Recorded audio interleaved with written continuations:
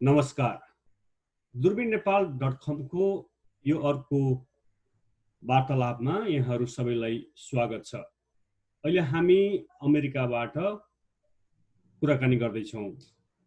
यो कोरोना संक्रमण पछि अमेरिकामा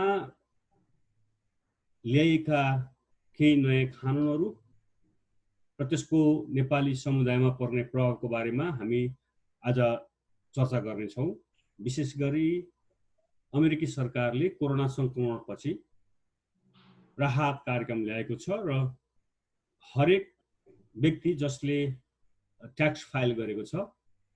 परिवारको सदस्यको कमाई हेरेर $1200 र बच्चालाई $500 दिने जुन राहत कार्यक्रम ल्याएको छ र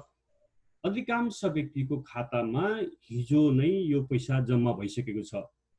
तर केही व्यक्तिको खातामा अझै पनि पैसा जम्मा हुन नसकिरहेको भन्ने गुनासोहरू आएका छन्। यी र यस्तै विषयमा कुरा गर्नका लागि अहिले मसँग हुनुहुन्छ हरि शर्मा, CPA। तपाईलाई स्वागत गरे हरि सर। हजुर, धन्यवाद। हरि शर्मा पछिल्लो 30 वर्षदेखि अमेरिकाको DC भर्जिनिया मेट्रोमा बाट यो CPA सम्बन्धी सेवा दिँदै आउनुभएको छ र उहाँ अमेरिकामा नेपाली CPAहरूमा पहिलो पुस्ता भनौँ न, पुरानो मध्येका। अब हामी तपाईलाई पहिलो चाहिँ भन्न सक्छौँ कि सक्दैनौँ हरि सर? भन्न सक्नुहुन्छ, बिल्कुल। हाम्रो अकाउन्टिङ फर्म करिब चाहिँ नि अर्ली 90s मा सुरु भएको थियो। त्यतिखेर चाहिँ दुईजना मैले चिनेको चाहिँ मभन्दा अगाडि दुईजना हुनुहुन्थ्यो। एकजना ओहायोमा हुनुहुन्थ्यो, निक ठाकुर भन्ने, he is no longer with us, र त्यस्तै गरेर एकदमै सीमित ह्यान्डफुल चाहिँ किसिमको। हजुर, भनेपछि लगभग तपाईसँग 30 वर्षभन्दा बढीको अनुभव छ CPA क्षेत्रमा। एउटा नेपाली अमेरिकामा यो एकाउन्टिङ क्षेत्रमा काम गरिरहनु भएको छ, उहाँ हामीसँग हुनुहुन्छ। यो सुरु गरौँ। जस्तै यो $1200 सबैको खातामा आएको छैन भने अधिकांशले त हिजो पाउनु भएको छ, तर पनि अझै पनि कतिपय व्यक्तिको खातामा $1200 आएको छैन भनी छ। यो किन होला सर?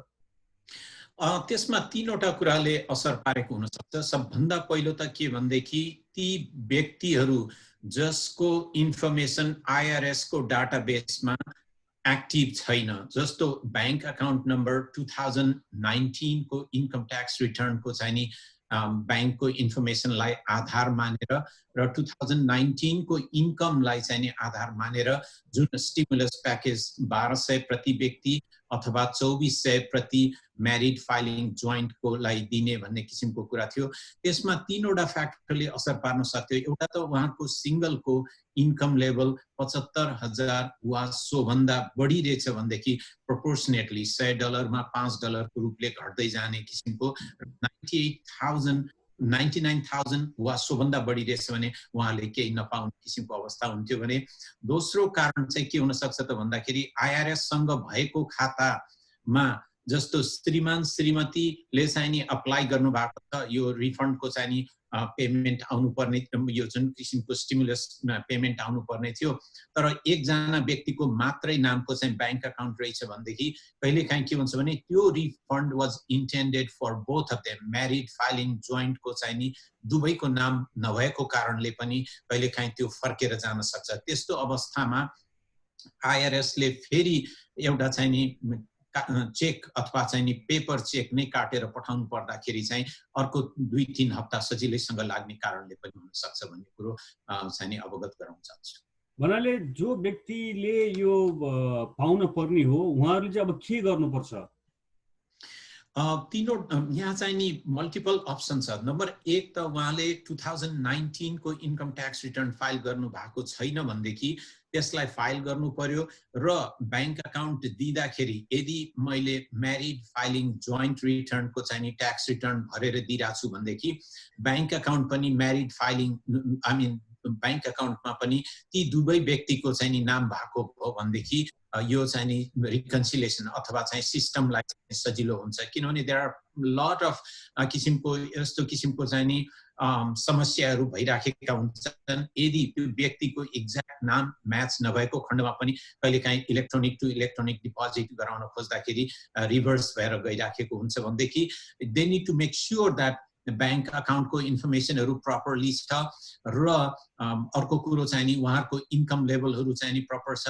र चाहिँ नि त्यस अनुसारको चाहिँ 2019 अथवा 2019 को इन्फर्मेसनहरू एक्टिभ छैन भनेदेखि अथवा फाइल गरिसकेको छैन भने 2018 लाई आधार मानिन्छ। त्यो पनि छैन भनेदेखि सोशल सेक्युरिटी एडमिनिस्ट्रेसनमा सोशल सेक्युरिटीले दिएको रकमको आधारमा पनि यो रिफन्डको चाहिँ डाइरेक्ट डिपोजिट गर्न सकिने किसिमको चाहिँ प्रावधान अहिले आईआरएसले लिएको छ। त्यति हुँदाहुँदै पनि यसबाहेक हालसालै मात्रै केही दिन अगाडि 2 दिन अगाडि चाहिँ आईआरएसले फुल्ली यो चाहिँ प्रोसेसमा ल्याइसकेको छ। त्यस्ता व्यक्तिहरूले www.irs.gov मा गएर आफ्नो नाम, एड्रेस, सोशल सेक्युरिटी नम्बर र यसको लागि चाहिँ चाहिने इन्फर्मेसनहरू त्यसमा पनि त्यो डाटाबेसमा पनि अपडेट गर्न सक्नुहुनेछ। जुन कुरो चाहिँ हालसालै मात्रै 2 दिन अगाडिदेखि मात्रै आईआरएस को साइटमा आइपुग्यो चाहिँ नयाँ किसिमको चाहिँ यो अप्सन हो। त्यसकारणले यहाँको सम्पूर्ण भ्युअर्सलाई के भन्न चाहन्छु भने यदि कुनै पनि कारणले यहाँको चाहिँ नि अपडेटेड इन्फर्मेसन चाहिँ नि if you are not sure कि चाहिँ नि आईआरएस सँग भएको इन्फर्मेसन करेक्ट छ कि छैन भन्ने किसिमको कुरो चाहिँ www.irs.gov मा गएर पनि अपडेट गर्न सकिन्छ सो दैट उनीहरुलाई चाहिँ नि मोस्ट करेन्ट तपाईहरुको इन्फर्मेसन चाहिँ होस्। र यति भन्दै अर्को कुरो महत्त्वपूर्ण कुरा के छ भने हालै मात्रै धेरै जसो व्यक्तिहरुलाई चाहिँ नि कम्प्लेनमा आएको छ कि आईआरएस बाट फोन गरेको भनेर व्यक्तिगत विवरणहरु सोध्ने र चाहिँ नि त्यस्तै अकाउन्ट नम्बरहरु सोध्ने किसिमको कामहरु भएको छ भन्ने सुन्नमा आएको छ। आईआरएस ले कहिले पनि फोन गरेर ट्याक्स पेयरहरुको इन्फर्मेसन त्यो हिसाबबाट फोन गरेर लिदैन। त्यसकारणले यो विषयमा एकदम सावधान हुनु होला। त्यस्तो किसिमको कुनै पनि व्यक्तिहरुलाई चाहिँ नि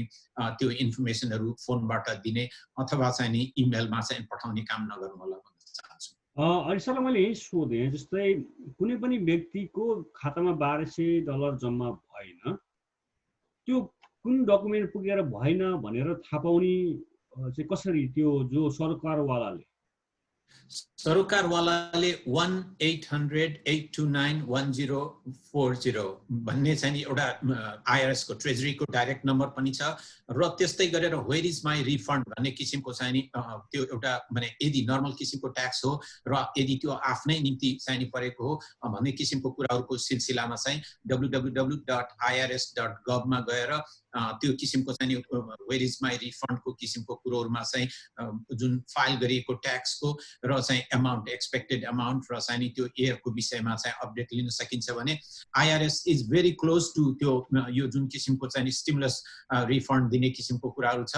त्यो विषयमा पनि त्यसमा चाहिँ इन्फर्मेसन दिन थालिएको छ। त्यसकारणले आउँदा दिनहरुमा आशा गरौँ कि IRS will be more proactive in this matter र चाहिँ कसै पनि व्यक्तिले आफ्नो सोशल सेक्युरिटी र इन्फर्मेसन राखेको खण्डमा चाहिँ नि यो 1200 अथवा 2400 अथवा प्रोपोर्सनेटली जस्तो सिंगल एकजना व्यक्तिले यदि $80,000 कमाउनु भएको रहेछ भनेदेखि उहाँले कति रिफन्ड पाउने त अथवा कतिको चाहिँ डिपोजिट हुनु पर्यो त मेरो अकाउन्टमा भन्ने किसिमको कुरा हेर्नु परेको खण्डमा चाहिँ 75,000 सम्म इन्कम हुनेले टोटल 1200 रिफन्ड पाउँछ भनेदेखि त्यो 5,000 जुन एडिशनल भनौं न थ्रेशोल्डमा चाहिँ एडिशनल 5,000 को चाहिँ जुन इन्कम उहाँको भएको छ 2019 को आधारमा भन्दा 5,000 एडिशनलमा चाहिँ 5% को दरले भन्दाखेरि $500 चाहिँ घट्ने भयो भन्दा 1200 मा 500 घटेपछि $700 चाहिँ उहाँको खातामा डिपोजिट भएको पाइयो आईआरएस बाट भनेदेखि दैट इज अबाउट राइट कि झन्डै 5% को दरले त्यो जुन एक्सेस अमाउन्ट ब्यालेन्स छ त्यसमा चाहिँ नि आईआरएस ले कट्टा गरेर रिमेनिङ ब्यालेन्स चाहिँ डिपोजिट गर्दिन्छ। तर सिंगल व्यक्तिले 79,000 वा सो भन्दा बढी पर इयर 2019 मा कमाउनु भएको छ भनेदेखि चाहिँ उहाँले कुनै पनि त्यो यो स्टिमुलस बिल अनुसारको चाहिँ 1200 को कुनै पोर्सन चाहिँ पाउनु हुने छैन। त्यसकारणले उहाँले चाहिँ एक्सपेक्ट नगर्दा हुन्छ यो रिफन्ड। जस्तै यो के रे 1200 को त अब हामी जसको आएन उहाँहरूले चाहिँ आफूले एकपल्ट चासो लिन पर्ने भयो। यो आईआरएस को साइडमा गएर पनि लिन सकिन्छ अथवा चाहिँ आफ्नो जो चिने जानेका जो एकाउन्टेन्ट छ उहाँसँग पनि सम्पर्क गर्न सकिने भयो। हजुर, यो किया अकाउन्टिङ विशेष गरेर वाशिङटन मेट्रोपोलिटन अथवा थ्रुआउट द युनाइटेड स्टेट्समा हाम्रो किया अकाउन्टिङ सर्भिसेस लामो समयदेखि चाहिँ नि प्र्याक्टिसमा छ। हामीले अहिले हाम्रा सम्पूर्ण नेपाली दाजुभाइ तथा दिदीबहिनीहरूलाई सहयोग होस् भन्नका खातिर भोलिन्टरीली हामीले चाहिँ त्यस्ता इन्फर्मेसनहरू चाहिँ फोनबाट अथवा चाहिँ उहाँलाई चाहिने कुनै किसिमको चाहिँ सहयोग अथवा चाहिँ मद्दतको जरुरत रहेछ भनेदेखि त्यही अनुसारको चाहिँ सेवा प्रदान गर्दैछौँ। यसमा चाहिँ नि केशव बरालजी धेरै लागि पर्नु भएको छ यो मामलामा। त्यसकारणले हामी यहाँको सम्पूर्ण श्रोताहरूलाई के भन्न चाहन्छौँ भने irs.gov अथवा हाम्रो जस्तो चाहिँ नि रिनाउन्ड यो चाहिँ नि किया अकाउन्टिङ सर्भिसेस जस्तो कम्युनिटीका रेप्युटेड अकाउन्टिङ फर्ममा गएर फ्याक्ट कुराहरू, किनभने देयर इज सो मेनी किसिमको चाहिँ नि स्पेकुलेसनहरू अथवा चाहिँ नि he said she said kind of कुराहरू जुन चाहिँ नि अथेन्टिक त्यति नभएका विषयमा पनि धेरै नै अहिले चर्चामा आइरहेछ। त्यसकारणले when it comes to यस्तो किसिमको कुराहरूको सिलसिलामा चाहिँ सम्बन्धित विषयका विज्ञहरूसँग जुन अकाउन्टिङ फर्महरू छन् उहाँहरूलाई चाहिँ सम्पर्क गर्नुभयो भनेदेखि यस्तो किसिमको कुराहरू जुन अब अहिले यहाँको स्टेटको अनुसार पनि भनौँ न फेडरल गभर्नमेन्टको लागि त हामी एकछिनलाई मानिलिउँला कि फेडरल गभर्नमेन्टको चाहिँ नि जुलाई 15 2020 सम्मको लागि चाहिँ नि एक्सटेन्ड गरिएको छ। तर स्टेटहरूले सबै स्टेटले चाहिँ नि त्यो अनुसारको चाहिँ नि एक्सटेन्सनलाई चाहिँ अनर गरेको छैनन्। त्यो कारणले गर्दाखेरि पनि अब कुरो के आउँछ भनेदेखि जस्तो कमनवेल्थ अफ भर्जिनियाले के भन्छ त भन्दाखेरि उनीहरूको चाहिँ नि बजेट रिलिज गर्नुपर्ने हुन्छ। मेरो चाहिँ नि हालसालै कमनवेल्थ भर्जिनियाको गभर्नरसँगको चाहिँ नि साथीहरूसँग कुराकानी हुँदाखेरि के भएको थियो त भन्दा उहाँहरूले 30 डेको लागि चाहिँ एक्सटेन्सन गर्न सक्नुहुन्छ, जबकि मे 1 तारिक चाहिँ नि ड्यू डेट थियो भनेदेखि यहाँको भर्जिनियाको चाहिँ नि स्टेट इन्कम ट्याक्स फाइल गर्ने डेट त्यसलाई चाहिँ 30 दिन एक्सटेन्सन गरेर जुन 1 तारिक चाहिँ हुन गएको छ। तर फेडरलले चाहिँ नि जुलाई 15 तारिकलाई चाहिँ नि एक्सटेन्डेड 90 दिनको एक्सटेन्डेड ड्यू डेटमा चाहिँ नि कन्भर्सन लगिदिएको छ। त्यसले गर्दा स्टेट अफ मेरील्यान्डमा आफ्नै किसिमको नियम छ व्हेन इट कम्स टु स्टेटको चाहिँ नि स्टेट अफ मेरील्यान्डले चाहिँ जुलाई 15 तारिक विल बी देयर चाहिँ नि ड्यू डेट भनेर फेडरललाई फलो गर्ने चाहिँ नि निर्णय गरेको छ। त्यसकारणले तपाईँ बस्ने स्टेट अनुसार आफ्नो आफ्नो ड्यू डेट चाहिँ स्टेटको आफ्नो ड्यू डेट हुन सक्छ भनेदेखि धेरै जसो स्टेटले चाहिँ फेडरललाई फलो गरेर जुलाई 15 लाई नै आफ्नो ड्यू डेट मानेका छन्। त्यसकारणले त्योसम्म कुरेर बस्नु सट्टा यदि टाइममै यहाँहरूले चाहिँ नि आफ्नो ट्याक्स रिटर्न फाइल गरेर most current information accurate information चाहिँ नि दिदिनु भयो भने फेडरललाई पनि सहयोग हुन्छ र त्यो अनुसार टाइममा तपाईँले जुन स्टिमुलस बिलहरू लगायतका सम्पूर्ण सरकारी जुन किसिमका चाहिँ नि रिफन्डहरू आउने त्यो चाहिँ प्रपरली आउँछ भन्ने हामीले विश्वास लिएका छौँ। हजुर, अहिले हामी हरि शर्मा जो पछिल्लो 30 वर्षदेखि अमेरिकामा यो एकाउन्टिङ सेवामा रहनुभएको छ उहाँसँग हामीले कुरा गरिरहेका छौँ। विशेष गरी यो कोरोना संक्रमणपछि अमेरिकी सरकारले यो जसले ट्याक्स तिर्दै आएका छन् उनीहरू हरेक नागरिक अमेरिकामा बसोबास गर्नेहरूको खातामा उनीहरूको आम्दानी वार्षिक आम्दानी हेरेर $1200 एडलटलाई र यो 16 वर्षभन्दा मुनिका बच्चाहरूको लागि चाहिँ $500 चाहिँ जुन खातामा जम्मा गर्ने त्यो हिजो केही अधिकांशको जम्मा भएको छ तर कतिपयको जम्मा भएको छैन भन्ने आएको छ र किन जम्मा भएन र अब के गर्ने भन्ने बारेमा हामी कुरा गरिरहेका छौँ। हरि सर, अब अलिकति यो उबर तर्फ लागु यो स्वरोजगार सेल्फ इम्प्लोय भनौँ न, हजुर, यसमा चाहिँ कतिपयहरू अलिकति भनौँ न यो कन्फ्युजहरू पनि देखिरहेको छ। जस्तै यो अहिले मलाई एकजना हाम्रो यहाँ पूर्ण बानिया भन्नेले सोधिरहनु भएको छ, यो कमेन्टमा सोध्नु भएको छ, उहाँले चाहिँ कस्तो खालका उबर ड्राइभरहरूले यो सेल्फ इम्प्लोय चाहिँ क्वालिफाई हुन्छन् भनेर सोध्नु भएको छ। हजुर, एकदमै राम्रो क्वेसन सोध्नुभयो पूर्ण बानियाजी, त्यसको लागि धन्यवाद छ तपाईँलाई। अहिले वास्तवमा टिपिकल स्टेटले अनइम्प्लोयमेन्टको विषयमा कुरा गर्दाखेरि होस् अथवा चाहिँ नि साना व्यवसायहरूको लागि दिइने किसिमको आर्थिक सहयोग अथवा इकोनोमिक इन्जुरी डिजास्टर बिजनेस लोनको विषयमा कुरा गर्दाखेरि फेडरल गभर्नमेन्टले चाहिँ यी सबै इन्डिपेन्डेन्ट कन्ट्र्याक्टरहरूको रूपमा अथवा स्मल बिजनेसका रूपमा चाहिँ नि अपरेट भइराखेका उबरका ट्राभल ट्रान्सपोर्टेसन बिजनेस होस् अथवा होम डे केयर चाइल्ड केयरहरूको सर्भिसहरू प्रोभाइड गर्ने ती व्यक्तिहरूलाई पनि जसले 1040 फेडरल इन्कम ट्याक्सको 1040 को स्केड्युल सी अन्तर्गत आफ्ना रिपोर्ट आफ्नै आम्दानीहरू र खर्चहरू चाहिँ रिपोर्ट गर्ने हुनुहुन्थ्यो उहाँहरूलाई पनि त्यसको दायराभित्र फेडरलको चाहिँ नि अनइम्प्लोइमेन्टको दायराभित्र प्लस यो साना व्यवसायहरूको लागि दिइने आर्थिक राहत रूपमा पनि लोनको लागि पनि क्वालिफाइड गर्ने निर्णय अथवा चाहिँ त्यो अनुसारको नियम भइसकेको छ त्यसकारणले अब तपाईहरुले चाहिँ नि यो भनौं न यो इन्सार्स इकोनोमिक इन्जुरी र चाहिँ नि डिजास्टर EIDL लोन पनि भन्छन् त्यो लोनलाई अप्लाई गर्नको लागि उबर ड्राइभरले अथवा चाहिँ ट्याक्सी ट्राभल ट्रान्सपोर्टेसनको चाहिँ नि सर्भिस प्रोभाइड गर्ने सर्भिस प्रोभाइडरले जो सेल्फ इम्प्लोइड हुनुहुन्छ उहाँले चाहिँ नि आफ्नो एडजस्टेड ग्रोस इन्कम कति थियो र त्यसमा चाहिँ अपरेटिङ कस्टहरु कति थियो भन्ने हिसाबले नेट चाहिँ नि उहाँहरुको चाहिँ नि प्रॉफिट अथवा लस कति थियो prior year versus this year को 2019 मा उहाँहरुले चाहिँ जनवरी फेब्रुअरी मार्च अथवा आज भनौं न अप्रिल 15 सम्म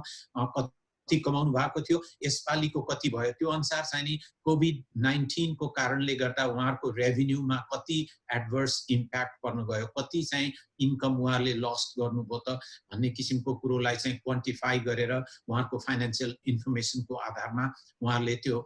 चाहिँ चाहे अनइम्प्लोइमेन्ट फेडरलले दिने $600 प्रति हप्ता दिने भन्ने कुरो फेडरलले भनिसकेको छ त्यस्ता किसिमका सम्पूर्ण आफ्ना कामहरु चाहिँ लुज गर्ने व्यक्तिहरुलाई स्टेटले दिने अनइम्प्लोइमेन्ट केही भएदेखि किनभने अब यो केसमा चाहिँ के हुन्छ त भन्दाखेरि यदि उबर अथवा चाइल्ड केयरको सर्भिसहरु प्रोभाइड गर्ने किसिमका चाहिँ नि जुन सेल्फ इम्प्लोइड व्यक्तिहरु हुनुहुन्छ उहाँहरुलाई स्टेटमा कुनै वर्कम्यान कम्पको लागि चाहिँ उहाँहरु कहिले पनि फाइल गरिसक्नु भएको हुन्थ्यो इन्स्योरेन्स उहाँहरुको हुँदैन थियो अनइम्प्लोइड इन्स्योरेन्सहरु हुँदैन थियो उहाँको पेरोल कट्टा गरेर 940 941 सेक्सन अनुसार चाहिँ रिपोर्टिङ भएको पनि पाइदैन इन नर्मल केसमा चाहिँ अनलेस उहाँहरुले चाहिँ एउटा डिसरिगार्डेड एन्टिटी अथवा LLC अथवा एस कोर्प को रूपमा चाहिँ फाइल गर्नु भएको भएदेखि द्याट्स अ डिफरेन्ट किसिमको कुरो हुन्थ्यो त्यसले गर्दा यो पर्टिकुलर केसमा हामीले प्रिजम्पसन चाहिँ के लियौं त भन्दाखेरि यदि कसैले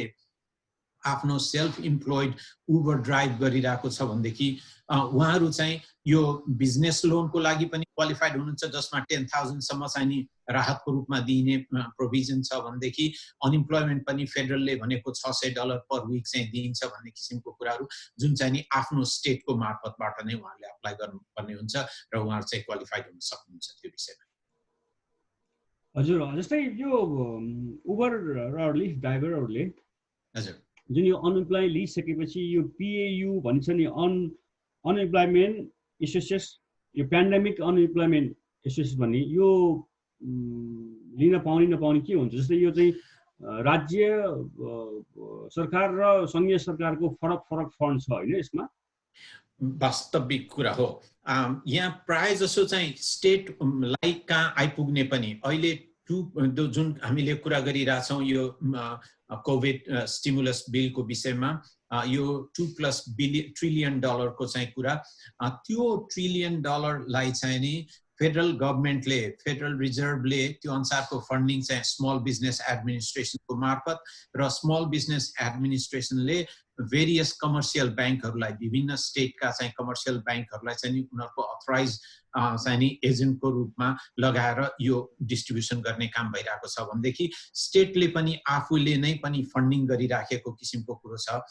त्यसले गर्दा टिपिकल कुरोमा चाहिँ यदि अनइम्प्लोइमेन्टको कुरा आउँछ भन्देखि जब अनइम्प्लोइमेन्टको कुरा आउँदाखेरि स्टेटको आफ्नै रुल्स र रेगुलेसन्सहरु हुन्छन् त्यसकारणले फेडरलले दिने भनेको जुन किसिमको $600 प्रति व्यक्ति भन्ने किसिमको कुरा हुन्छ यो उबर लिफ्ट अथवा चाहिँ नि जुन ट्याक्सी क्याबहरु ड्राइभिङ गर्ने किसिमका बिजनेसहरुको लागि त्यो क्वालिफाइड किसिमको कुरो हो भन्देखि स्टेटमा चाहिँ अहिलेसम्म प्रपरली एलोकेटेड फन्डिङहरु चाहिँ depend on state to state तर अहिले हामीले कुरा गरिराखेको मेरील्यान्ड DC भर्जिनियाको यो मेट्रोपोलिटन रिजनमा चाहिँ त्यसरी स्टेटले चाहिँ नि एलोकेट गरि नसकेको अवस्था छ जस्तै धेरै व्यक्तिहरुको हामीलाई पर्सनली रूपमा हाम्रो ग्रुपमा हामीलाई चाहिँ म्यासेज पठाउनुहुन्छ। जस्तै यो अहिले हामीले यो जति पनि यो अनइम्प्लोय छ यो भत्ता यो लियौँ भने जस्तै भोलि कुनै स्टार्टसमा कुनै अप्ठ्यारो पर्दैन त्यसले चाहिँ जस्तै अहिले यो पब्लिक चार्ज आएको छ जस्तै यो इबिटीहरू लिँदाखेरि चाहिँ भोलि ग्रिन कार्ड नलिएकालाई ग्रिन कार्ड नदिन पनि सक्ने भन्ने जुन यो पब्लिक चार्ज लागू भएको छ। त्यसै गरी अहिले ग्रिन कार्ड भएकाहरू जसले चाहिँ यो बेरोजगार भत्ता अनइम्प्लोइमेन्ट लिन्छन् उनीहरूलाई भोलि स्टार्टसमा कुनै अप्ठ्यारो पर्न सक्छ, त्यस्तो केही छ तपाईँलाई जानकारी? यस विषयमा एकदमै क्लियरली लेखिएको छ कि आजभन्दा करिब मैले अब अघि यहाँले भनिहाल्नुभयो 25 वर्ष 30 वर्ष यही ठाउँको ट्याक्स रिटर्न बनाउँदै जाँदा दशौं हजारको संख्यामा चाहिँ ट्याक्स रिटर्नहरू बनाइयो होला, रिभ्यू गरियो होला, साइन गरियो होला। त्यस सिलसिलामा इट युज टु बी कि जब गभर्नमेन्टले फेडरल गभर्नमेन्टले दिने किसिमका चाहिँ भत्ताहरू हुन्छन् अथवा चाहिँ अलाउन्सेस अथवा चाहिँ स्टिमुलस बिलहरू जस्तो एउटा अलाउन्सहरू जस्तो चाइल्ड ट्याक्स क्रेडिट भनेर दिइने गरिन्छ, स्टुडेन्टको चाहिँ नि क्रेडिट भनेर चाहिँ नि स्टुडेन्टको चाहिँ नि राहत दिइन्छ, अथवा अर्न इन्कम ट्याक्स क्रेडिट भनेर एउटा मिनिमम इन्कम भएका व्यक्तिहरूलाई त्यहाँ चाहिँ राहत स्वरूप जुन किसिमको अर्न इन्कम क्रेडिट भनेर फेडरल गभर्नमेन्टको फन्डिङ गरिन्छ।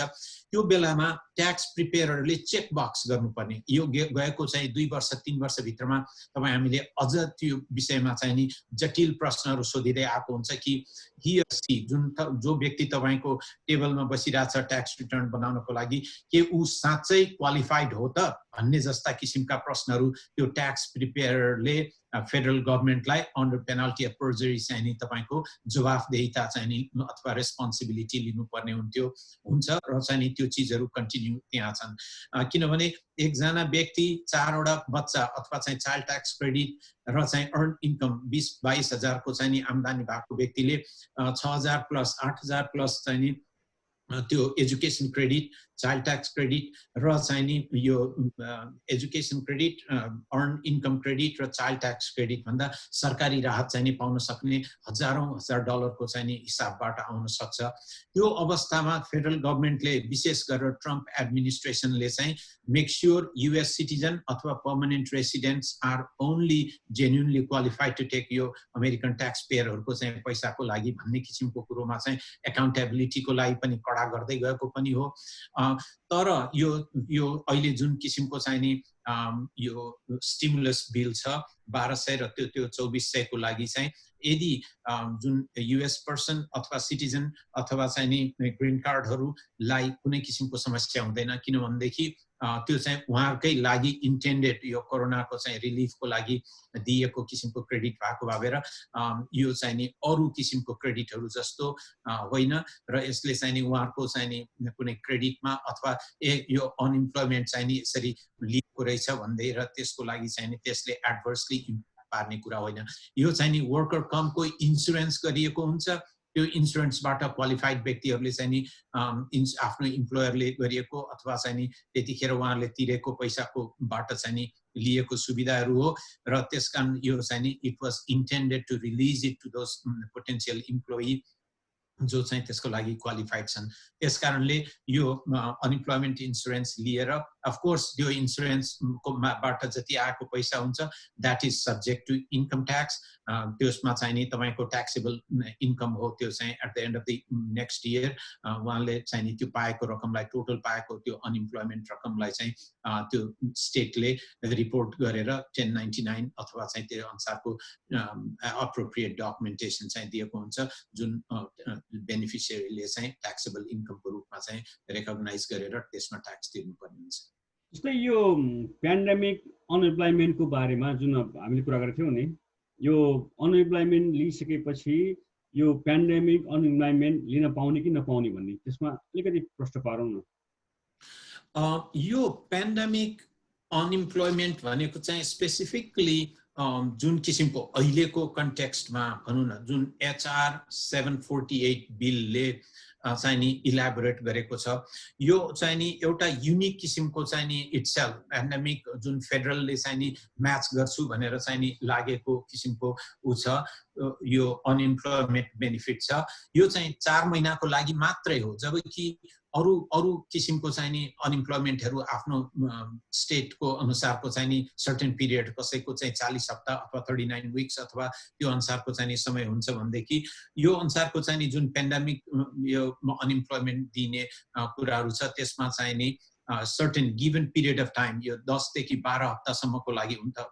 त्यसलाई अझ घटाइँदै पनि छ क्यारे, किनभनेदेखि म्याक्सिमम डिमान्ड आयो जुन सोचे भन्दा पनि ज्यादा भएको कारणले र जुन एलोकेट गरिएको बजेट थियो त्यो भन्दा पनि डिमान्ड चाहिँ नि हाई भएको कारणले चाहिँ नि स्टिल यसमा चाहिँ कुनै केही दिन भित्रमै कुनै किसिमको चाहिँ नि चेन्जेस नआउला भन्न सकिदैन। तर अहिलेको अवस्थामा चाहिँ pandemic is completely different than भनौँ र फेडरल र चाहिँ स्टेटले दिने किसिमको चाहिँ बेग्लै किसिमको हो। त्यसकारणले स्टेटले दिने जुन किसिमको वर्कर कम्पको आधारमा अथवा अनइम्प्लोइमेन्टको आधारमा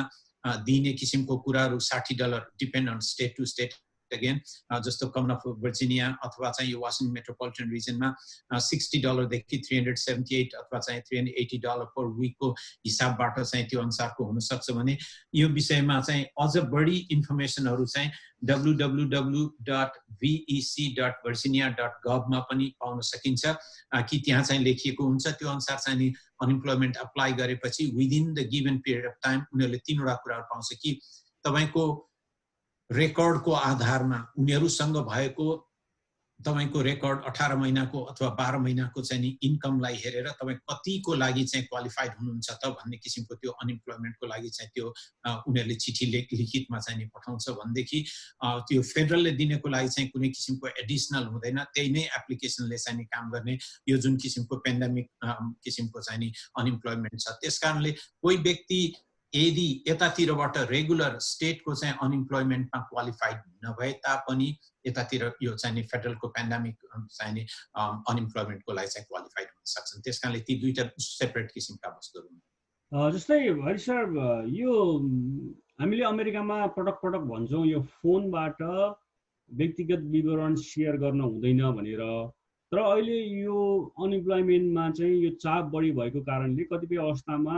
यो लेबर डिपार्टमेन्टले फोनबाट पनि इन्फर्मेसन लिइरहेको छ भनेर पनि आएको छ। तपाई के सल्लाह दिनुहुन्छ? फोनबाट यसरी शेयर गर्न उपयुक्त हुन्छ होला?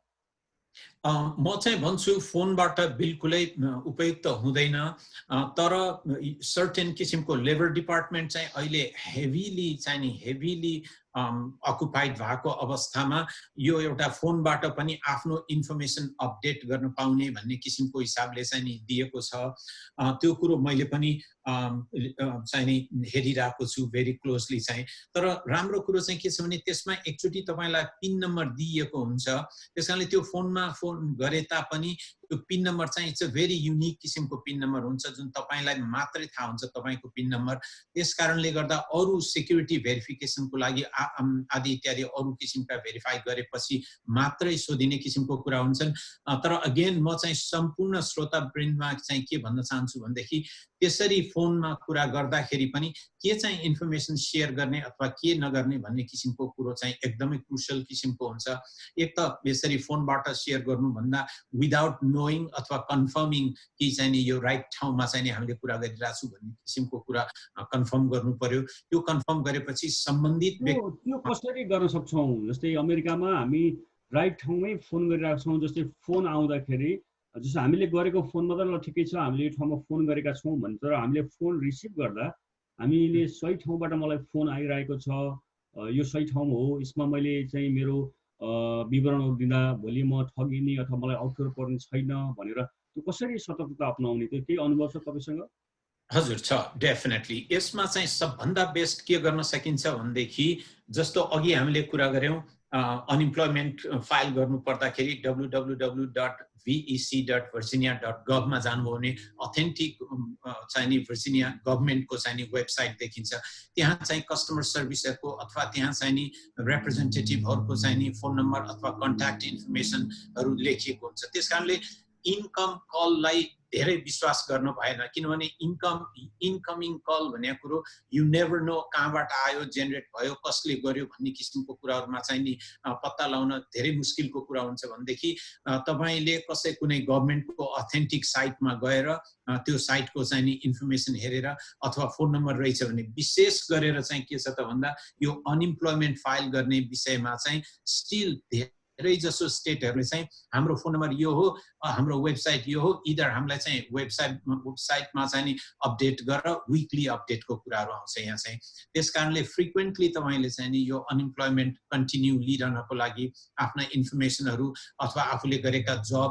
अप्लाईहरु का विषयमा चाहिँ कन्टिन्यू स्टेटलाई अथवा त्यो अनइम्प्लोयमेन्ट कमिसनहरुलाई चाहिँ अपडेट गर्नुपर्ने हुन्छ यस्तो अवस्थामा यहाँहरुले गरेको इनिशिएट गरेको चाहिँ नि अथेन्टिक फोनमा कुरा गर्दाखेरि मोर एक्युरेसी हुन्छ भनेदेखि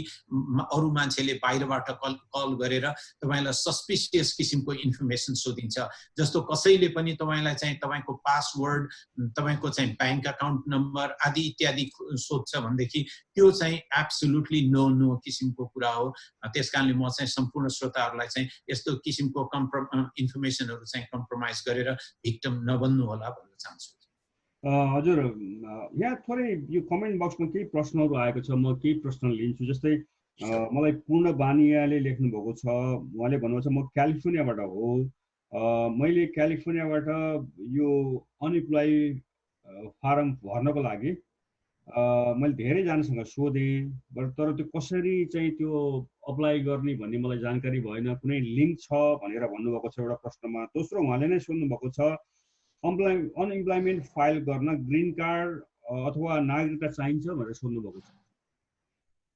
एकदम राम्रो क्वेशन सोध्नुभयो दुईटा पाटो पाए पूर्ण बानियाजी मलाई जहाँसम्म लाग्छ हामीलाई यदि तपाईले चाहिँ नि तपाईको कन्ट्याक्ट इन्फर्मेसन पठाइदिनु भयो भनेदेखि we will be delighted to share with you कि एक्ज्याक्टली तपाईले चाहिँ नि क्यालिफोर्नियाको अनइम्प्लोयमेन्ट क्लेम गर्न कुन साइटमा जाने र के कस्ता इन्फर्मेसनहरु चाहिँ नि तपाईले फिल अप गर्नुपर्ने हुन्छ भन्ने कुरो हामी we will be delighted to support you happily चाहिँ नि help you on that part अब दोस्रो कुरो तपाईले भन्नुभयो कि के त भन्दाखेरि यो ग्रीन कार्ड अथवा सिटिजनहरु एब्सोल्युटली ग्रीन कार्ड अथवा सिटिजनहरु चाहिँ नि are qualified to apply for this kind of यो अनइम्प्लोयमेन्टको तर अघि हामीले दुईटा पाटो कुरा गर्यौं एउटा चाहिँ यो पेन्डेमिक अनइम्प्लोयमेन्टको कुराहरु जुन चाहिँ नि फेडरल गभर्नमेन्टले add 600 per week to unemployment benefits भन्ने किसिमको कुराहरु फर 4 मन्थ्सको कुराहरु आएको थियो ती चीजहरु छ भनेदेखि अर्को रेगुलर किसिमको चाहिँ नि यो अनइम्प्लोयमेन्टको लागि तपाई कति सम्मको लागि क्वालिफाइड हुनुहुन्छ भन्ने किसिमको कुरो हामीले एकचोटी तपाईको 12 महिनाको भनौं न यो मोर व्यक्तिगत किसिमको प्रश्न भएको भएर यसरी यो लोकल मिडियामा चाहिँ शेयर गर्नु भन्दा स्पेसिफिक तपाईको केसमा तपाईको इन्कमको आधारमा र तपाईको स्ट्याटसको आधारमा हामीले चाहिँ नि तपाईलाई मद्दत गर्न सक्छौं कि तपाईले कति चाहिँ नि पर वीक तपाईले चाहिँ नि त्यो यो अनइम्प्लोयमेन्ट पाउनु पर्छ स्टेट अफ क्यालिफोर्नियामा भन्ने किसिमको कुराहरु चाहिँ हामी we will be delighted to help you र चाहिँ त्यसमा स्पेसिफिक आन्सर दिन सक्छौं हामी यस्तै केही प्रश्नहरु दोहोरिएका छन् यस बारेमा हामीले सुरुमा चर्चा गर्यौं सायद उहाँहरुले बीचमा हाम्रो यो लाइभमा जोडिनु भयो त्यसकारणले यो प्रश्न राख्नु भएको होला तर हामी यो खत्री हरिश भन्ने उहाँ कोलोराडोबाट भन्नुहुन्छ उहाँले चाहिँ मैले पहिला नै 18 र 19 को ट्याक्स फाइल गरेर रिटर्न पनि लिइसकेको हो तर अहिलेसम्म मैले हिजो 1200 पाइन भनेर भन्नुभएको छ सायद उहाँले यो ढिलो हेर्नु भयो होला यस बारेमा हामीले चर्चा गरेका छौं त्यसैगरी टेकराज भट्टजीले पनि 1200 पाइन के गर्ने भनेर भन्नुभएको छ त्यसपछि अहिले मुकेश राज घिमिरेले पनि मैले चाहिँ 1200 पाएको छैन अब धेरै जसो साथीहरुलाई एकचोटी फेरि हामी चाहिँ रिएम्फसाइज के गर्न चाहन्छौं भने यो हप्ता वास्तवमा रिफन्ड यो जुन किसिमको चाहिँ नि चेक स्टिमुलस बिलको चाहिँ नि पेमेन्ट सुरु गरिएको हिजो देखि अथवा अस्तिको दिन देखि चाहिँ नि हो झन्डै 80 मिलियन चाहिँ नि पीपल अमेरिकन ट्याक्स पेयरहरुलाई चाहिँ यो रिम्बर्समेन्टको अथवा यो चाहिँ नि स्टिमुलस बिलको पेमेन्टहरु पठाउनु पर्ने हुन्थ्यो त्यसकारणले उनीहरुले चाहिँ पठाउँदाखेरि विभिन्न किसिमको चाहिँ एउटा भनौँ न पिस गरेर चाहिँ नि पठाइराखेको हुनुपर्छ। त्यसले गर्दाखेरि सबैजनाले एकैचोटि तपाईँले आज पाउनुभयो अथवा फलानु स्टेटमा अथवा फलानु सोशल सेक्युरिटीको नम्बर यतिदेखि यतिसम्म अथवा अल्फाबेट अर्डर चाहिँ यो अनुसारको योसम्म आज पाए भन्दैमा सबैले एकैचोटि सम्पूर्ण करदाताले एकैचोटि गर्नलाई रिसोर्सेसको कमी भएको हुनसक्छ। त्यस कारणले एटलिस्ट उहाँ यो चाहिँ नि फेडरल गभर्मेन्टले कन्टिन्यू गरिराखेको छ र सर्टेन किसिमको कुराहरू जस्तो यो हप्ताभरि नै पनि भनौँ न अनलाइनबाट डाइरेक्ट डिपोजिट हुने किसिमको कुराहरू चाहिँ नि यहाँ यसरी काम भइराखेको छ भने विशेष गरेर प्रेसिडेन्ट सुन्नमा आएको के छ भने प्रेसिडेन्ट ट्रम्पले म आफै चाहिँ नि साइन गर्छु नाम लेख्छु चेकमा भन्नेको कारणले गर्दा अलिकति केही दिन चाहिँ नि लम्बिन सक्ने किसिमको अवस्था छ भन्ने कुरा पनि सुन्नमा आएको छ। त्यसकारणले यदि पेपर चेक तपाईको चाहिँ नि एड्रेस फरक भएको छ अथवा चाहिँ नि ब्याङ्क इन्फर्मेसनहरू चाहिँ अपडेट छैन भनेदेखि तपाईले त्यो चाहिँ नि पेपर चेक पाउने हो भने डेफिनेटली तपाईलाई अर्को चाहिँ 2 to 3 वीक्स लाग्न सक्छ भन्ने कुरा चाहिँ प्रिडिक्सन अहिले उनीहरुको टाइम स्केड्युलमा चाहिँ यो छ। अस्ति मात्रै फेडरल रिजर्भको उसले पनि भन्नुभएको छ, सेक्रेटरीले भनिसक्नु भएको छ कि नत्र भएदेखि चाहिँ यो हप्ताभरिमा भन्ने मतलब चाहिँ नि यो थर्ड वीक अफ चाहिँ नि अप्रिलको चाहिँ नि थर्ड वीकमा प्राय जसो सबैले चाहिँ नि पाउने जुन इन्फर्मेसनहरु त्यहाँ छ भन्ने किसिमको कुरो छ। त्यसकारणले यदि तपाईले नेक्स्ट वीक मंडे अथवा ट्युजडे सम्ममा पनि सबै इन्फर्मेसन त्यहाँ हुँदा पनि पाउनु भएछ भनेदेखि चाहिँ त्यहाँ www.irs.gov मा त्यो इन्फर्मेसनहरु राखिएको हुन्छ। तपाईको व्यक्तिगत किसिमको चाहिँ नि राखेर मेरो रिफन्ड कहाँ छ भन्ने कुरो होपफुली त्यतिन्जेलसम्म चाहिँ नि अपडेट भइसक्या हुन सक्छ त्यो इन्फर्मेसन भन्ने हामी अब लगभग अन्ततिर आएका छौं। एकदम थोरै प्रश्न मात्रै लिन्छौं, त्यसपछि हामी टुङ्गाउँछौं। यहाँ पासाङ शेर्पाले न्युयोर्कबाट भन्नुभएको छ, नमस्ते, रेगुलर युएल पेन्डिङ मा छ, पियुए भर्न मिल्छ कि मिल्दैन भनेर सोध्नु भएको छ। के भन्नुभयो उहाँले? रेगुलर युएल पेन्डिङ मा छ, पियुए भर्न मिल्छ कि मिल्दैन भनेर सोध्नु भएको छ। यदि अहिले चाहिँ नि मैले बुझे अनुसार चाहिँ नि EIDL हुनुपर्ने हो, उहाँले लेख्न खोज्नुभयो EIDL होला, economic injury disaster business loan हो। त्यो चाहिँ यो चाहिँ SBA को लोन। SBA ले 3 तारिखको दिनमा अस्ति अप्रिलको 3 तारिख राति झन्डै 6 बजे चाहिँ एउटा एडिशनल गाइडलाइनहरु चाहिँ नि सायद सम्भवतः उहाँको प्रश्न सायद उबर ड्राइभिङ सम्बन्धी जस्तो हो लाग्छ मलाई। नमस्ते, रेगुलर युएल पेन्डिङ मा छ, पियुए भर्न मिल्छ कि मिल्दैन भनेर भन्नुभएको भन्छन्। सायद यो पियुए भनेको पेन्डेमिक अनलाइनको बारेमा हामीले जुन अहिले एब्सोल्युटली यदि उहाँले चाहिँ नि त्यो अनइम्प्लोयमेन्टको विषयमा भन्नुभएको हो भनेदेखि चाहिँ त्यो भर्दा हुन्छ। तर एउटा कुरा अघि हामीले भने जस्तो चाहिँ नि यदि त्यो स्मल बिजनेस लोनको विषयमा कुरा गरेको हो भनेदेखि चाहिँ दुईवटा किसिमको चाहिँ नि कुरो थियो, त्यसलाई हामीले त्यहीँनिर चाहिँ नि थाती राखौं अहिलेलाई।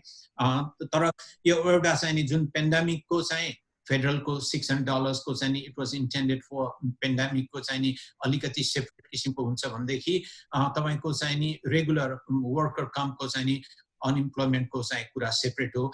यो उबर ड्राइभरहरुको प्राय जसो चाहिँ नि पेरोल प्रोसेस गर्ने चलन छैन, अनलेस भनौं न दुई किसिमको कुरा हुन सक्छ। त्यहाँ चाहिँ यदि कसैले आफ्नो कम्पनी नै दर्ता गरेर त्यसमा चाहिँ पेरोल इम्प्लोइहरु राखेर एउटा स्मल बिजनेस कर्पोरेसन अथवा LLC को रूपमा राखेर अनि पेरोल एभ्री वीकली अथवा चाहिँ नि सेमी वीकली पेरोल प्रोसेस गर्ने गरेको छ र त्यसमा चाहिँ अनइम्प्लोयमेन्ट इन्स्योरेन्सहरु पनि गरेर राखेको छ भनेदेखि त्यो स्टेटहरुले चाहिँ नि डेफिनेटली त्यसमा चाहिँ नि त्यो इन्फर्मेसन एभ्री पे पिरियडमा चाहिँ नि त्यो इन्फर्मेसन गएको हुन्छ। र अब अहिले यो चाहिँ नि कोभिड-19 को इम्प्याक्ट जुन किसिमको छ त्यो हिसाबबाट चाहिँ उहाँहरु क्वालिफाइड हुनुहुन्छ। तर त्यो अनुसार नभएर यदि भनौं न यदि 1040 पर्सनल इन्कम ट्याक्स रिटर्नको चाहिँ स्केड्युल सी अन्तर्गत चाहिँ उहाँहरुले रिपोर्टिङ गर्नुभएको छ र जुन किसिमको एडजस्टेड ग्रोस इन्कम हुन्छ त्यसमा अरु किसिमका चाहिँ नि एक्सपेन्सहरु घटाएर नेट इन्कम सेल्फ इम्प्लोइको हिसाबले उहाँ आफैले काम गर्ने र जति चाहिँ नि नेट प्रॉफिट भयो त्यसमा चाहिँ नि सेल्फ इम्प्लोयमेन्ट ट्याक्सहरु तिरेर गर्नुभएको छ भनेदेखि चाहिँ त्यसमा अहिले स्टेटले चाहिँ अनर नगरेको अवस्था हो। हजुर, अब यो केही प्रश्नहरु चाहिँ जोडिएका छन् र कमन प्रश्न छन्, मैले नाम लिन। कसैले के भन्नुहुन्छ भने हामीले 18 मा पनि ट्याक्स तिर्यौँ, बैंकमा आयो, रिफन्ड आयो। 19 मा मैले उल्टो ट्याक्स मैले तिरेँ, बैंकबाट डेबिट कार्ड युज गरेको हो, तर मेरो खातामा जम्मा भएको छैन भनेर भन्नुभएको छ। भन्नाले खाता नभए पनि अरू कारणले पनि रोकिन्छ भनेर हामीले अहिले चर्चा गरिसक्यौँ होइन यसबारेमा? हजुर, एब्सोल्युटली। अरू कारणले पनि, खाता नभएको एउटा खाता एक त एक्ज्याक्ट म्याच नभएको कारणले पनि रोकिन्छ। यदि खाताको इन्फर्मेसन त्यहाँ चाहिँ ट्रेजरीसँग छैन रहेछ भने त्यो कारणले पनि रोकिने हो। र त्यसपछि अर्को कुराहरू चाहिँ नि त्यस्तै किसिमको भनौँ न डिपेन्डेन्टहरूको कुराहरूले पनि अब रिफन्ड आउने विषयमा चाहिँ कुराकानी गर्दाखेरि र धेरै साथीहरूलाई एउटा क्युरियोसिटी हामीले यो ट्याक्स प्रिपरेसनको सिलसिलामा चाहिँ नि आएको प्रश्नहरू मध्येमा अर्को के थियो भने मेरो छोराछोरीहरू भनौँ न 18 वर्ष अथवा 17 वर्षको अथवा 20 वर्षको डिपेन्डेन्टहरू छन्, are they qualified for that 500 एडिसनलको लागि अर नट भन्ने किसिमको कुरो पनि थुप्रो हाम्रो चाहिँ नि क्लाइन्टहरूले चाहिँ नि यो क्वेसन रेज गर्नुभएको थियो। त्यो कुरोमा चाहिँ नि कुरा के हुने भयो भन्दा यदि कोही पनि व्यक्ति कोही डिपेन्डेन्ट म्यारिड फाइलिङ जोइन्टले जसको चाहिँ नि भनौँ न 1,50,000 वा सोभन्दा कमको आम्दानी छ भनेदेखि त्यो हिसाबले चाहिँ नि उहाँहरू फुल क्रेडिटको लागि त्यो चाहिँ नि 2400 को लागि क्वालिफाइड हुनुहुन्छ भने प्रति व्यक्ति 16 वर्ष वा सोभन्दा कम तर 17 वर्ष वा सोभन्दा माथिको रहेछ भने चाहिँ डिपेन्डेन्ट भए पनि उसले त्यो चाइल्ड क्रेडिट भनेर $500 चाहिँ नपाउने कारणले गर्दा धेरै जसोलाई क्युरियोसिटी भएको छ कि आखिर त्यो पनि त मेरो डिपेन्डेन्टै हो, झन् 18 वर्षको बच्चालाई त डिपेन्डेन्टलाई त झन् बढी खानाको झन् बढी भनौँ न खर्चको चाहिँ नि जरुरत हुन्छ। त्यस्तो कुरोमा चाहिँ कसरी यसलाई एक्सक्लुजन गर्न सकिन्छ र भन्ने किसिमको कुराहरू पनि धेरै सुन्नमा आइराखेका थियो।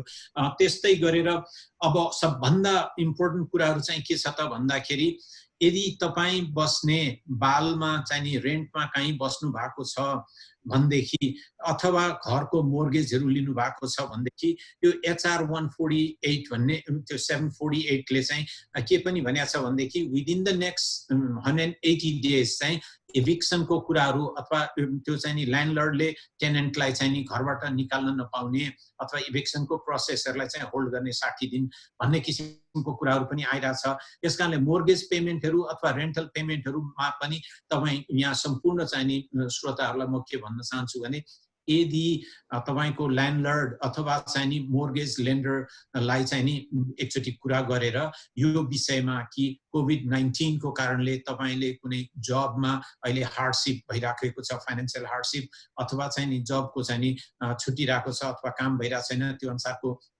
इन्कम भइरहेको छैन अथवा चाहिँ नि रेभेन्यू चाहिँ एडभर्सली इम्प्याक्ट परेको छ भनेदेखि एकचोटि कुरा गर्नुभयो भनेदेखि definitely they will be willing to help you अथवा सपोर्ट यु अल्सो देयर। त्यसले गर्दा फेडरल गभर्नमेन्टकै त्यो गाइडलाइन अनुसारको कुरा गर्दाखेरि पनि इलेक्ट्रिसिटी युटिलिटी र चाहिँ नि रेन्टहरूलाई पनि लोकल गभर्नमेन्टले पनि त्यतिकै सपोर्ट गरिरहेको अवस्था छ। त्यसकारणले आफू बस्ने स्टेट अथवा चाहिँ नि फेडरल र चाहिँ नि लोकल काउन्टी गभर्नमेन्टसँग अप्रोच गर्नुभयो भनेदेखि डेफिनेटली अहिले यो फाइनान्शियल अप्ठ्यारो परेको अवस्थामा चाहिँ नि there are so many helping hands are out there भनेर भन्न चाहन्छु। हजुर, यो थोरै आउट अफ ट्र्याक पनि हुन सक्छ। हामी यो ट्याक्सको बारेमा यो वार्षिकको कुरा गरेका छौँ, तर सुप्रभात भण्डारीजीले एउटा प्रश्न सोध्नु भएको छ। यो सायद धेरै अहिले अमेरिकामा धेरै नेपालीहरूलाई पर्न सक्ने भएर यसको जवाब हामी कानुनी यो इमिग्रेसन सम्बन्धी कानुनविदसँग पनि सोधेर फेरि उहाँलाई पनि यो जवाब दिने प्रयास गरेछौँ। तर मैले प्रयास चाहिँ अहिले राखेँ। जुलाईसम्म भिसा छ, अप्रिलमै फर्कन पर्ने टिकट थियो, तर अर्को महिनासम्म पनि लकडाउन भइरह्यो, नेपालमा खुलेन भने यस्तो अवस्थामा पनि 2 महिना पहिला नै भिसाको लागि अप्लाई गर्नुपर्छ र अर्थात् लकडाउनले जानै मिलेन भने भिसा सिद्धिनु 1 हप्ता अगाडि जस्तोमा मात्रै अप्लाई गरे हुन्छ कि हुन्न भनेर चाहिँ सुप्रभात भण्डारीले सोध्नु भएको रहेछ। यसबारेमा तपाईँ कुनै अपडेट हुनुहुन्छ? एकदम मैले चाहिँ नि हुन त म इमिग्रेसन एटर्नी होइन, मैले इमिग्रेसन ल भन्दा पनि एउटा अहिले परिरहेको हाम्रा समुदायलाई परेको एउटा समस्याको रूपमा चाहिँ नि यसलाई लिएको छु र त्यस विषयमा चाहिँ केही हदसम्म चाहिँ नि जानकारी राख्ने किसिमको चाहिँ नि जमर्को गरेको छु। सबभन्दा पहिला त सुप्रभात भण्डारीजीलाई उहाँको चाहिँ नि भिजिट अमेरिकामा सुखमय होस् भन्न चाहन्छु। उहाँले बताउनु भयो कि उहाँ चाहिँ नि के छोटो समयको लागि आफन्तलाई भेटघाटको सिलसिलामा उ गर्नुभयो, यहाँ आउनुभयो। त्यो बारेमा उहाँले आफ्नो प्रब्लम हो अथवा आफन्त कसैको त्यो खुलाउनु भएको छैन, उहाँले लेख्नु भएको भने समस्या भए पनि यो एकदमै कमन किसिमको प्रब्लम हो। के भयो त भन्दाखेरि अब हामी ओरिजिन नेपाली भएको कारणले चाहिँ नि के भयो भने नेपालमा अहिले कुनै पनि किसिमको चाहिँ नि एयरक्राफ्टहरूलाई चाहिँ आउन नपाउने किसिमको भनौँ न कमर्सियल एयरक्राफ्टहरू, त्यो कारणले गर्दा विदेशमा संसारैभरि चाहिँ नेपाली ओरिजिनहरू चाहिँ त्यहाँ स्ट्रान्डेड भएर अथवा चाहिँ चाहेर अथवा नचाहेर पनि बस्नुपर्ने अवस्था छ। अब त्यो अवस्थामा नेपाल सरकारले यो विषयमा चाहिँ केही हदसम्म कम्युनिटी एक्टिभिस्ट भएको नाताले पनि मैले पनि केही पहल गर्न सकिन्छ कि भनेर केही हदसम्म चाहिँ नि बुझारतमा लागेको थिएँ। त्यो पनि फेरि मेरो आफ्नै परिवार नेपालमा स्ट्रान्डेड भएको थियो, अमेरिकन सिटिजनहरू। त्यसकारणले अमेरिकन सिटिजनलाई चाहिँ अमेरिकन सरकारले यो चार्टर फ्लाइट भनेर अथवा रेस्क्यू भनेर 2वटा फ्लाइटबाट आइतबारको दिन लास्ट भनौँ न कपल अफ विक्स एगो र चाहिँ बिहिबारको दिनमा चाहिँ उनीहरूले झन्डै आफ्नो 600 चान्सुन चाहिँ नि अमेरिकीहरूलाई चाहिँ नि अमेरिका ल्याएर चाहिँ नि आफ्नो देशमा फिर्ता ल्याउन सफल भयो भनेदेखि अहिलेको अवस्थामा नेपाल सरकारले कसैलाई पनि कुनै पनि विदेशमा बस्ने नेपालीलाई नै इन्क्लुडिङ इन्डियालाई पनि त्यो हिसाबले चाहिँ नि नेपाल फर्कन नपाउने अवस्था बनाएको कारणले गर्दा बाध्य भएर उनीहरू चाहिँ नि विदेशमा बस्नको लागि चाहिँ नि बाध्य भएको अवस्था छ। अब यो स्थितिमा जस्तो अब सुप्रभातजीले भन्नुभयो कि उहाँ चाहिँ युएसमा हुनुहुन्छ अथवा उहाँको चाहिँ नि भनौँ न समन इज इन युएस, त्यो स्थितिमा मलाई चाहिँ विश्वास छ यहाँको भनौँ न यहाँको कानुन जहिले पनि when it comes to the यस्तो किसिमको कम्प्लायन्सको कुरोमा चाहिँ नि ल अफ द ल्यान्डलाई त हामीले सर्वोपरि मान्नै पर्यो। त्यस कारणले उहाँले चाहिँ नि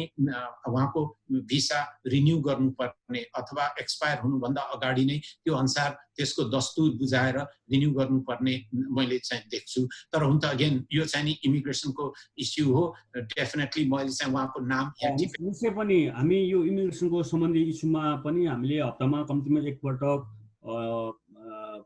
कानुनविद दिल्ली भट्ट जो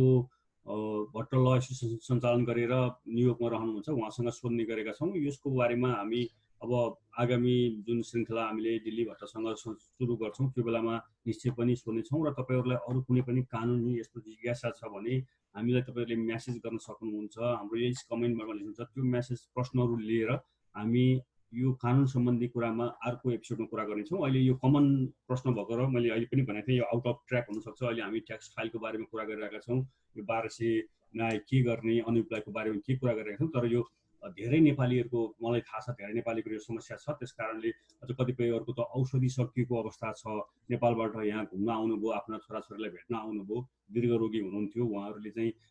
यो सुगरको प्रेसरको अथवा अरू कुनै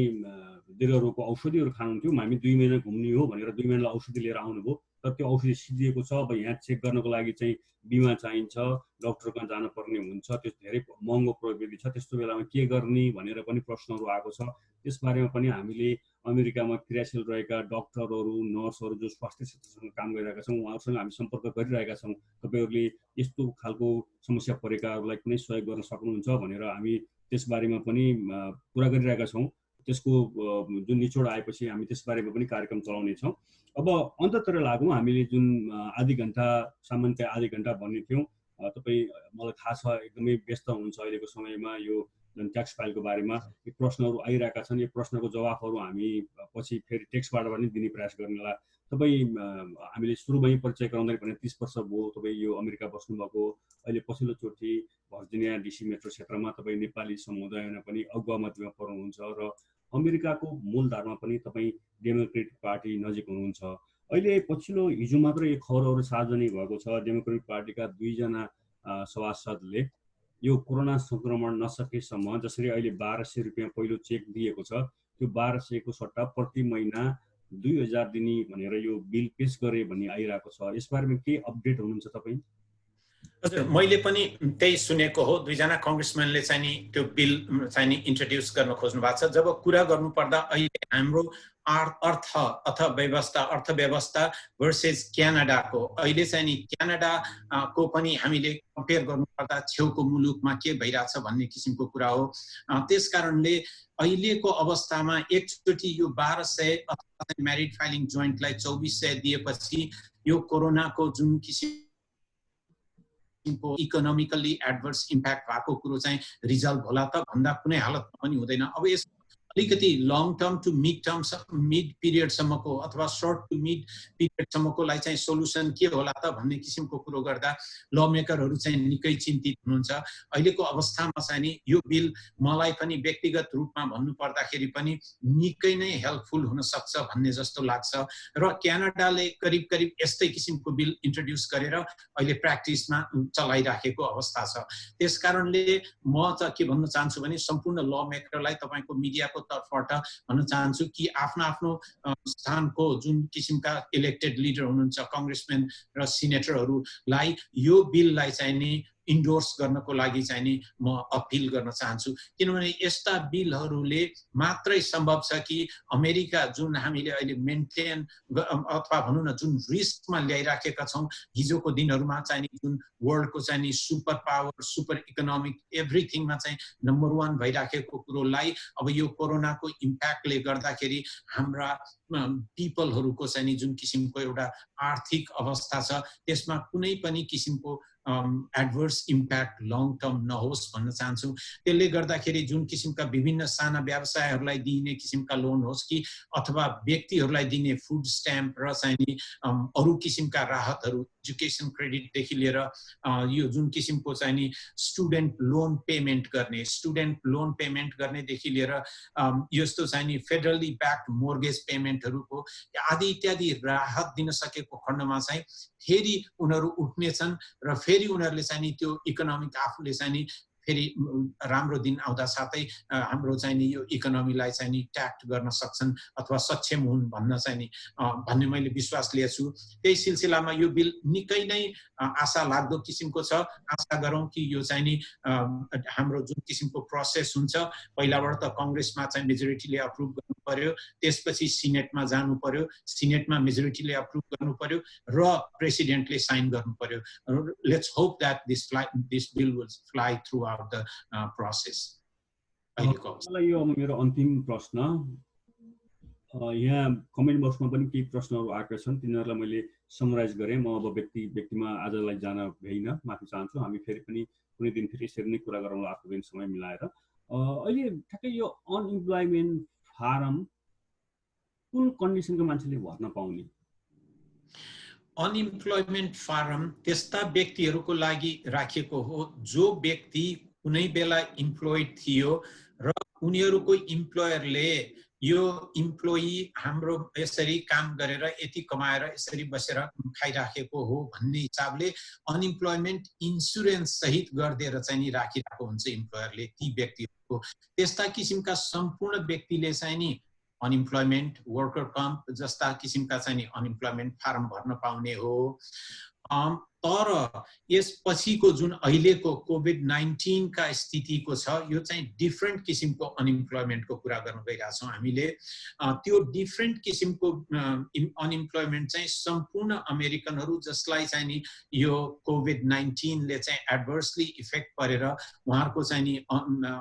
इम्प्लोइमेन्टमा चाहिँ नि एडभर्सली इम्प्याक्ट परेछ रिगार्डलेस उनीहरू चाहिँ नि हिजोका दिनहरूमा यो चाहिँ नि अनइम्प्लोइमेन्ट इन्सुरेन्स होल्डर थिएनन् अथवा काम गरेर केही कमाइरहेका अथवा इम्प्लोइड थिएनन् अथवा चाहिँ पेरोलमा बसेका थिएनन् अथवा सेल्फ इम्प्लोइड भएकाहरूलाई पनि इन्क्लुजन गर्ने किसिमका कुराहरू चाहिँ यो कोभिड-19 ले क्रिएट गरेको स्टिमुलस बिलको पोर्सनमा चाहिँ कुरा गरिरहेका छौँ। त्यसकारणले ती दुवै कम्पनी बन्द भएको छैन, काम गरिरहेको बन्द भएको चलिरहेको छ र जो रोजगारदाता हो उसले कामबाट निकालेको पनि होइन, तर काम गर्ने व्यक्ति आफै सुरक्षित हुन खोजेर यो जुन कोरोना संक्रमण छ त्यसबाट चाहिँ जोगिनलाई ऊ आफै काममा गएन भने त्यस्तो कन्डिसन पनि यो अनइम्प्लोइ फारम भर्न पाइन्छ। त्यो अनइम्प्लोइमेन्ट फारम भर्नुभन्दा पनि अगाडि म उहाँहरूलाई चाहिँ पब्लिक ल नम्बर 116 देखि 127 सम्म एकचोटि हेर्नको लागि चाहिँ भन्न चाहन्छु। त्यहाँ क्लियरली के भनिएको छ त भन्दाखेरि कुनै पनि इम्प्लोइहरू त्यो अवस्थामा बिदा बस्नु परेको खण्डमा मेरो घरमा भयो, छोराछोरीहरू कोही चाहिँ स्कुल बन्द भयो, अब उनीहरूलाई टेक केयर गर्नको लागि म घरमा बस्नु पर्यो, अथवा म कुनै स्टोरमा काम गर्थेँ, मलाई डर लाग्यो कि त्यहाँ चाहिँ नि डाइरेक्ट कस्टमरहरूसँग कन्ट्याक्ट हुँदा मलाई चाहिँ कोभिड सर्न सक्ने किसिमको चाहिँ नि कुराहरू छ र ममा चाहिँ केही सिम्पटम पनि देखिसक्यो भनेदेखि मैले चाहिँ नि म एज अ इम्प्लोइलाई इम्प्लोयरलाई चाहिँ नि क्लियरली इन्स्ट्रक्सन लेखिएको छ कि इम्प्लोइको प्रिजर्भ, प्रोटेक्ट र चाहिँ उसलाई कम्पेन्सेसन दिनुपर्ने किसिमका विषयमा क्लियरली व्याख्या गरिएको छ त्यसमा। अनि यतिसम्म पनि भनिएको छ कि ती साना व्यवसायी जुन चाहिँ नि ओनर अथवा साहुहरू हुन्, उनीहरूलाई यो व्यक्तिलाई दिइने तलब 2.5 मन्थसम्मको चाहिँ PPP प्रोग्राम अन्तर्गत स्मल बिजनेसको चाहिँ नि SBA को PPP प्रोग्राममा होस्, अथवा अर्को यो चाहिँ नि इकोनोमिक इन्जुरी डिजास्टर बिजनेसको चाहिँ हिसाबबाट, जबकि ग्रान्टकै रूपमा तिर्नु नपर्ने हिसाबबाट अप टु $10,000 $1,000 पर इम्प्लोइको रूपमा त्यसरी चाहिँ त्यो इम्प्लोइहरूलाई स्यालेरी दिनको लागि फेडरल गभर्मेन्टले चाहिँ त्यसरी दिइरहेछ भने म कुनै पनि हालतमा यस्तो अवस्थामा भनौँ न ती व्यक्ति जसले चाहिँ काम छोडेर घरमा बसेका छ ती व्यक्तिहरूलाई पहिलाबाट इम्प्लोइमेन्टमा जानुभन्दा अगाडि चाहिँ नि के भन्न चाहन्छु भने आफ्नो इम्प्लोयरसँग कुरा गरेर यो विषयमा जानकारी दिलाउने र त्यो भएको अवस्थामा उहाँहरूलाई त्यो अनइम्प्लोइमेन्ट क्लेम गर्न जानै नपर्न सक्ने अवस्था हुन सक्छ। किनभने यदि इम्प्लोयरले ल हुन्छ नि त 2 हप्ता 4 हप्ता अथवा 2.5 महिनाको राहत फेडरल गभर्मेन्टबाट SBA बाट 3 दिन भित्र भनेको थियो, तर 3 दिन भित्र चाहिँ नि अहिले सम्भव भइरहेको छैन। SBA को चाहिँ नि जुन वर्क फोर्सहरू छ त्यसले गर्दा 7 दिन 10 दिनमा पनि त्यो चाहिँ नि जुन ग्रान्ट अथवा चाहिँ नि नन रिफन्डेबल किसिमको चाहिँ लोन भन्ने किसिमको कुराहरू थियो, त्यो चीजहरू चाहिँ प्रोसेस त्यति सजिलोसँग जति हामीले सोचे अनुसारको चाहिँ अथवा त्यहाँ भनिएको अनुसार चाहिँ छैन। तर यदि त्यो भइदिएको खण्डमा 2.5 महिनासम्मको तलब त फेडरल गभर्मेन्टको फन्डबाट अथवा SBA को फन्डबाट खुवाउन सकिने तलबको लागि चाहिँ त्यसरी राहत दिएको छ भनेदेखि कुनै हालतमा पनि तुरुन्तै यो अनइम्प्लोइमेन्टमा गइहाल्नु पर्ने अवस्था छैन। अनइम्प्लोइमेन्ट जाँदासाथ यो इम्प्लोइमेन्ट कमिसनले भेरिफिकेसन गर्छ कि तिमीलाई ले अफ गरिएको हो, फायर गरिएको हो भन्दा यो केसमा फायर गरिएको नि होइन, ले अफमा परेको नि होइन, he is still in payroll, तर भनौँ न केही समय चाहिँ नि काममा नगएको भन्ने कुरो देखियो। त्यसकारणले यो केही समय काममा नगएको अवस्थामा यो व्यक्तिले पेचेक पाउने कि नपाउने त भन्दाखेरि फेडरल गभर्मेन्टले भन्दैछ 2.5 मन्थसम्मको लागि चाहिँ हामीले दिने भनेकै त्यो PPP प्रोग्राम अनुसार यो पेचेक प्रोटेक्सनको चाहिँ नि प्रोग्राम भएको हिसाबले गर्दा म चाहिँ के भन्न चाहन्छु भने सम्पूर्ण श्रोताहरूमा आफ्नो इम्प्लोयरसँग कुरा गरेर यो अनुसारको चाहिँ नि उनीहरूले पनि इम्प्लोयरले पनि फेडरलको चाहिँ सपोर्टको लागि चाहिँ नि अप्रोच गर्दाखेरि मोर बेनिफिसियल हुन्छ जस्तो लाग्छ। हस्, तपाईलाई समय दिनुभएकोमा धेरै धेरै धन्यवाद। हामीले यो कोरोना संक्रमणपछि अमेरिकामा सरकारले ल्याएको राहत जुन यो $1200 छ त्यो कतिपय व्यक्तिको खातामा जम्मा भइसकेको छ भने कतिपय व्यक्तिको खातामा जम्मा भएको छैन भन्ने आएपछि त्यो किन भएन र अब सम्बन्धित व्यक्तिले के गर्नुपर्छ भन्ने लगायत यो बेरोजगार भत्ता लिनको लागि कसरी फर्म भर्ने कि नभर्ने भनेर हामीले चर्चा गऱ्यौँ। लगभग 1 घण्टा चर्चा गऱ्यौँ। हरि शर्मा CPA, अमेरिकामा नेपालीहरूको पहिलो पुस्ताको CPA भनेर भनौँ हामीले। तपाईले समय दिनुभयो, धन्यवाद। आज साँझ 8 बजे न्युयोर्कको समयको 8 बजे अनुसार हामी अमेरिकामा रहेका नेपाली विद्यार्थीहरूसँग अन्तर्क्रिया गर्दैछौँ। नेपाली विद्यार्थीहरू जो जेनुन विद्यार्थी छन् उनीहरू कस्तो समस्यामा छन् र त्यसको समाधानको लागि के गर्न सकिन्छ भन्ने हिसाबमा हामी विभिन्न राज्य र युनिभर्सिटीमा रहेका विद्यार्थीहरूसँग अन्तर्क्रिया गर्दैछौँ। तबसम्मको लागि बिदा दिनुहोला। नमस्ते। हस्, धन्यवाद। दुर्बिन नेपाल र विष्णु घिमिरेज्यू, यो चाहिँ नि जुन माहौल तपाईँको स्टिम यो चाहिँ नि मिडियामा आएर कुरा गर्न पाउने चाहिँ नि जुन अवसर दिनुभयो त्यसको लागि म पनि दुर्बिन नेपाललाई मुरीमुरी धन्यवाद दिन चाहन्छु। आशा एवं विश्वास राखौँ यो कोरोनाको सबभन्दा पहिलो कुरो त हेल्थ इज वेल्थ। तपाईँहरू सबै हामी सबै चाहिँ नि घरभित्र बसौँ र चाहिँ नि जुन किसिमका डिस्टेन्स सोसियल डिस्टेन्सका चाहिँ नि कुराहरू आइरहेछन् त्यसलाई मेन्टेन गरौँ र स्वस्थ रहौँ, सुखी रहौँ। त्यसपछि तपाईँहरूको लागि कुनै पनि यस्तो किसिमको चाहिँ नि फाइनेन्सियल विषयमा चाहिँ नि कुराहरू भएको खण्डमा कि अकाउन्टिङलाई चाहिँ नि we are just a call away. त्यति भन्दै यहाँलाई धन्यवाद दिन चाहन्छु। नमस्कार। नमस्कार।